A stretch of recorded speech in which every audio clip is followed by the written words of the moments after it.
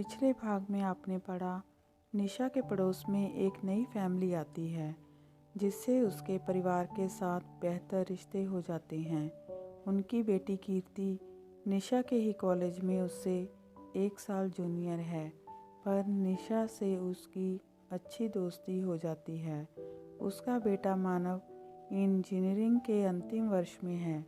वह अपने माता पिता के एक रिश्तेदार की शादी में जाने के बाद कीर्ति से मिलने के लिए आता है, जहां उसकी मुलाकात निशा से होती है। कुछ ही दिनों में वे घुल मिल जाते हैं। 4 दिनों में मानव के माता पिता की शादी की सालगिरह है। सब उसी की तैयारी के लिए शॉपिंग के लिए जाते हैं। अब आगे निशा, कीर्ति और मानव तीनों मॉल पहुंचते हैं। वह लोग साड़ी की शॉप पर जाते हैं। वहां वो लोग साड़ी पसंद करते हैं। कीर्ति, ऐसे कुछ समझ नहीं आ रहा है, कैसे लूं? मानव, इन साड़ियों के बीच मेरा क्या काम, मैं कुछ और काम कर लेता हूँ। कीर्ति, ठीक है। मानव खाना, डेकोरेशन और बाकी की तैयारी देखने चला जाता है। उधर निशा और कीर्ति साड़ी और ज्वेलरी फाइनल कर लेते हैं। मानव भी पापा के लिए सूट फाइनल कर लेता है। अपना अपना काम ख़त्म करने के बाद तीनों एक साथ होते हैं। तीनों काफ़ी थक गए हैं। मानव कहता है, मुझे काफ़ी भूख लगी है। तीनों स्नैक्स और कॉफ़ी लेते हैं। खाते वक्त मानव देखता है कि निशा कुछ परेशान दिख रही है। उसका मन कहीं और है। कीर्ति अपने ही धुन में बोले जा रही है। निशा बीच बीच में कभी हाँ हूँ करके मुस्कुरा देती है, पर उसकी परेशानी उसके चेहरे से साफ दिख रही है।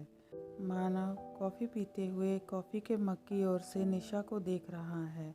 वह उसकी परेशानी महसूस करता है। वह कीर्ति से जल्दी कॉफ़ी ख़त्म करने को कहता है। उसके बाद वह कार में बैठ जाते हैं। निशा कार में बैठकर भी परेशान है। उसकी नज़रें किसी को ढूंढ रही हैं। मानव उसे बार बार मिरर से देख रहा है। घर पहुंचने के बाद मानव कीर्ति से पूछता है, मानव, कीर्ति, निशा को कोई परेशानी थी क्या? मुझे काफ़ी परेशान दिख रही थी। कीर्ति, नहीं तो। थोड़ी देर रुकते हुए, वैसे मुझे पता नहीं है क्यों, आपको कुछ लगा क्या? मानव, हाँ, सुबह के समय तक तो सब ठीक था, पर शाम को मुझे परेशान लगी। कीर्ति, हो सकता है थक गई हो। मानव, हो सकता है। अगले दिन कीर्ति और मानव के मम्मी डैडी आ जाते हैं। वे इतने दिनों बाद अपने बेटे से मिलकर बहुत खुश होते हैं। 2 दिन हंसी खुशी में निकल जाते हैं। इधर कीर्ति और मानव सरप्राइज़ पार्टी की तैयारी में लगे हुए हैं। इस काम में निशा का परिवार भी उसकी मदद कर रहा है। आज कीर्ति के मम्मी पापा की शादी की सालगिरह है। प्लान के अनुसार निशा के मम्मी पापा को उन्हें मंदिर ले जाना है और लेट से लौटना है, ताकि बच्चे सब तैयारी कर लें। मानव ने उनके लंच के लिए एक टेबल बुक करवा दिया है, जहां निशा के पापा को बस उन्हें लेकर जाना है। सब कुछ प्लान के अनुसार ही चल रहा है।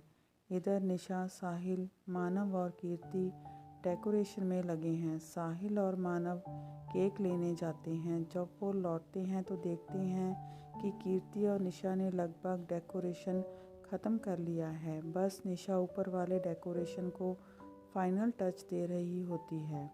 कीर्ति मानव और साहिल को देखकर केक देखने के लिए एक्साइटेड हो जाती है और टेबल छोड़ देती है, जिसके कारण निशा का बैलेंस बिगड़ जाता है और वो गिरने लगती है। मानव जल्दी से आकर उसे पकड़ लेता है। डर के मारे निशा की आंखें बंद होती हैं। मानव उसे गौर से देख रहा होता है। उसके चेहरे पर अजीब सी मासूमियत होती है।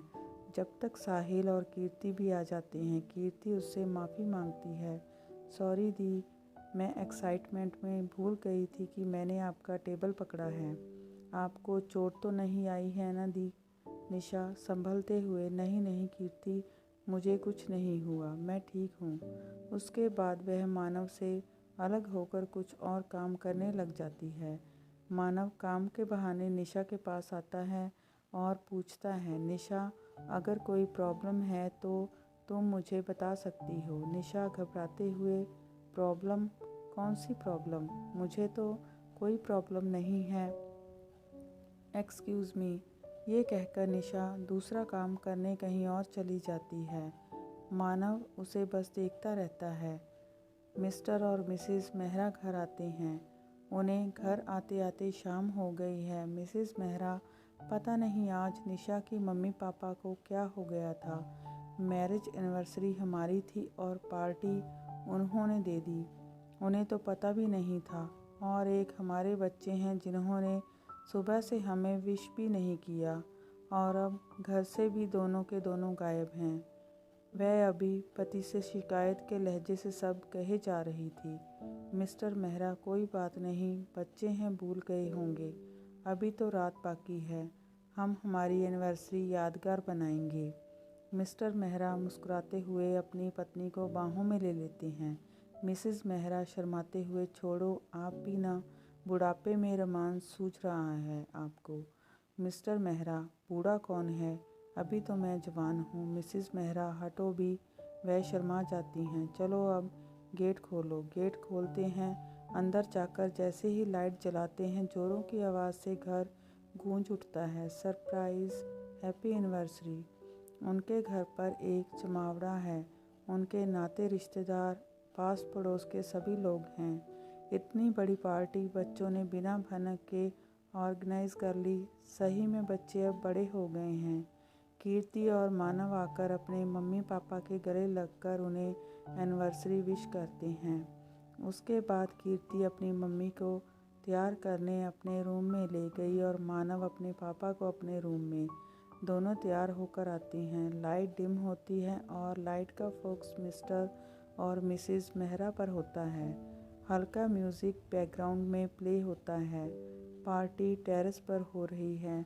माहौल बहुत रंगीन है। मानव अपनी मम्मी के बाहों में हाथ डालकर और कीर्ति अपने डैडी के बाहों में हाथ डालकर आते हैं। कीर्ति ने वाइट कलर का गाउन पहन रखा है, जबकि मानव ने ब्लैक कलर का ब्लेज़र और जीन्स, वाइट शर्ट, रेड बो पहना है। दोनों बच्चे भी बहुत अच्छे लग रहे हैं। मिसेस मेहरा पूछते हैं। मिसेस मेहरा, कीर्ति, निशा के मम्मी पापा नहीं आए?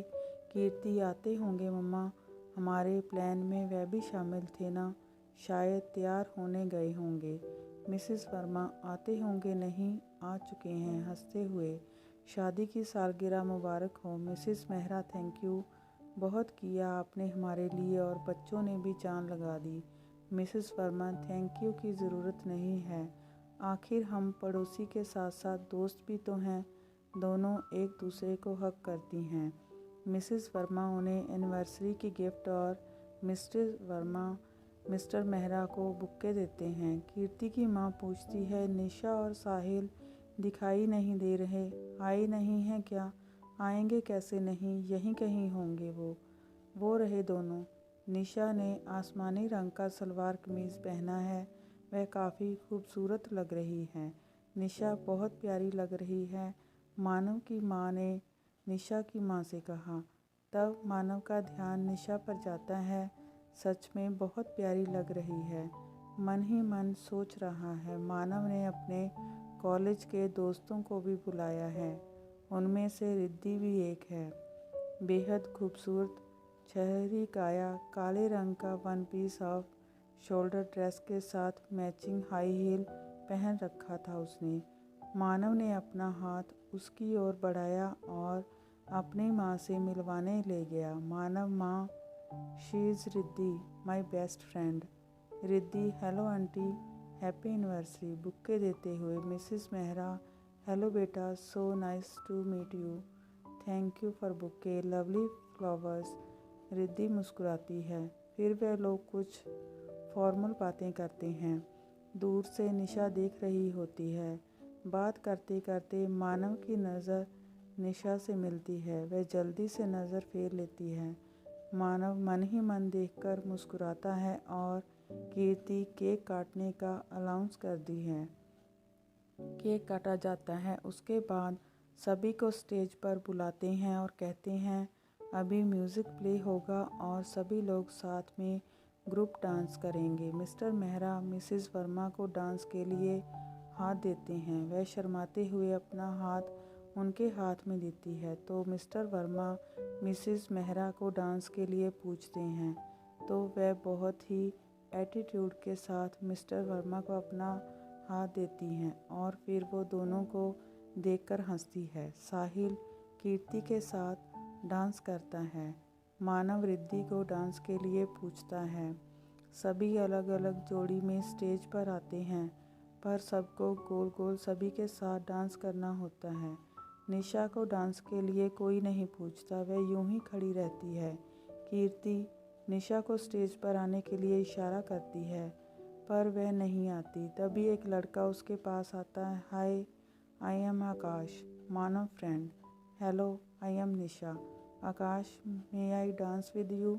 निशा कुछ नहीं कहती है। आकाश प्लीज़ कहते हुए अपना हाथ आगे बढ़ाकर थोड़ा झुकता है। निशा ओके कहते हुए अपना हाथ उसके हाथ में दे देती है। अब वे दोनों भी स्टेज पर आ जाते हैं। जब तक म्यूज़िक बजे तब तक सबको पार्टनर बदल बदल कर डांस करते रहना है और जो म्यूज़िक बंद होगा तो जो उस समय पार्टनर होंगे उन्हें कपल डांस करना है। म्यूज़िक स्टार्ट होता है, सभी पार्टनर बदलते हैं और जैसे ही म्यूज़िक रुकता है तो माना और निशा आमने सामने होते हैं। रिद्धि आकाश के साथ होती है। निशा के मम्मी पापा एक साथ और कीर्ति के मम्मी पापा एक साथ होते हैं। तभी कीर्ति अनाउंस कर देती है, आप सभी जोड़ी को कपल डांस करना है। बैकग्राउंड में बेहद ही रोमांटिक गाना बज रहा है। मानव ने एक हाथ निशा के कमर पर रखा और दूसरा हाथ निशा के हाथ में। निशा का दिल ज़ोर ज़ोर से धड़क रहा है। मानव निशा के बेहद करीब है। निशा को डर है कहीं उसके दिल की धड़कन मानव न सुन ले। मानव उसकी आंखों में देख रहा है। डांस करते करते मानव निशा से कहता है, बहुत अच्छी लग रही हो झांसी की रानी।